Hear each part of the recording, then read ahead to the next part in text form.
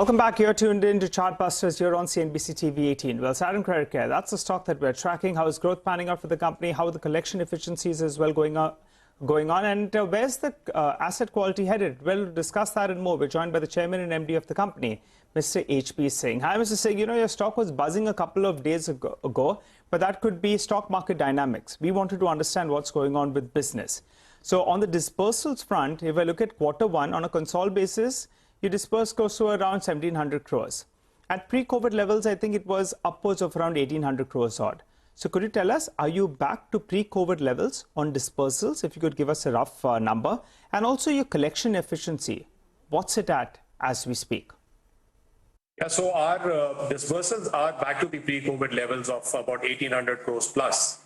And in terms of our collection efficiencies, we are again, somewhat at the levels where we were at pre-COVID, which is at about 97 to 98%. Disbursals which have happened in the last 1.5 years, our collection efficiencies are 99% plus. So we are back both in disbursements as well as collection efficiency back to the normal days.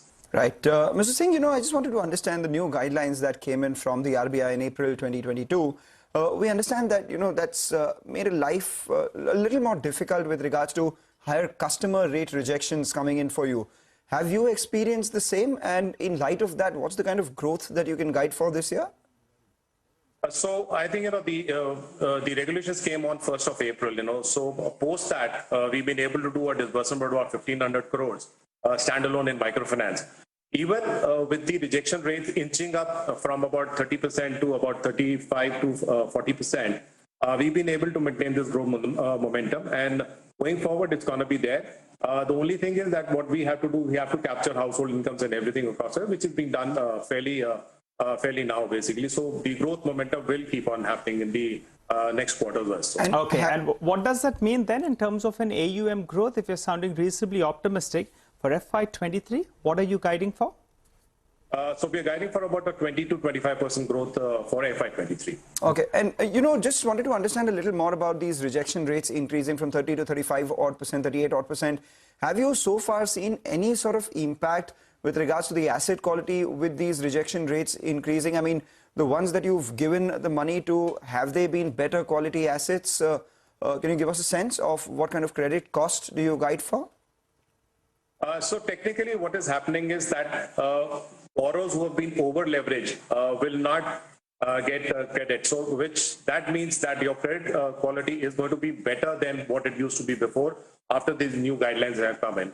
And credit costs, technically we will not have any further credit costs in the future quarters. We've done about write-offs in the first quarter, so I think we'll maintain that. No further credit costs coming in our balance sheet. What could you give us a number? What should the credit cost number look like for FY23? I think overall for the whole year, I think it'll be close to about 4%, 4 to 5%. That's it. Yeah. Okay. All right. What about your restructured book, sir? What is the absolute number of your restructured book? And also if you could give us a percentage of your total book. So restructured book is down to about 11% in the June quarter. And it is going further down technically. So by the end of this quarter, I think we probably will not have any restructured book left. All would have either come off or we would have written it off from our balance sheet. And what about the new investor that has come in? We've had Florentry, which is, of course, founded by the former Blackstone head. They invested about 100 crores in the company for a 12.35% sort of convertible stake. Just wanted to understand, how does life change for you with such a large investor coming in? Have they taken any steps to professionalize the board, asked for a couple of board seats, etc.? How has life changed, basically? So life probably does not change much, with the investor coming in. I think, what we are getting is value-added inputs from the new investor. They don't have a board seat, but, for us, it is more of interaction from the experience which we can gain from the ex-Blackstone head. So I think, that is what is going to be credible for the company as such in the longer run. Would you give us a sense on your housing finance subsidiary? I understand that there was some sort of mark-to-market done in a couple of your assets out there. In the first quarter, could you comment on that? Yeah, so our housing subsidiary technically has an AUM of close to about 350 crores.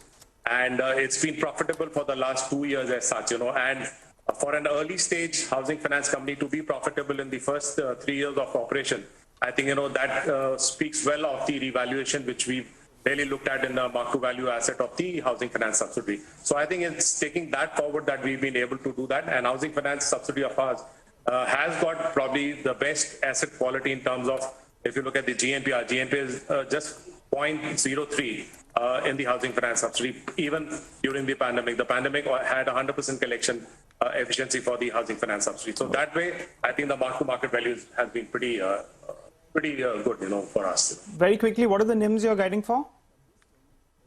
For the overall microfinance? Or for yes, overall. For microfinance, we're looking at about close to about 10% odd, NIMs which is there. Microfinance, 10%, right? Yeah, 10 to 11%. Okay, thanks so much, Mr. Singh. Good speaking to you. Thanks so much for joining and giving us those details. We have run out of time on this show. You stay with us. Trading Hour comes up next.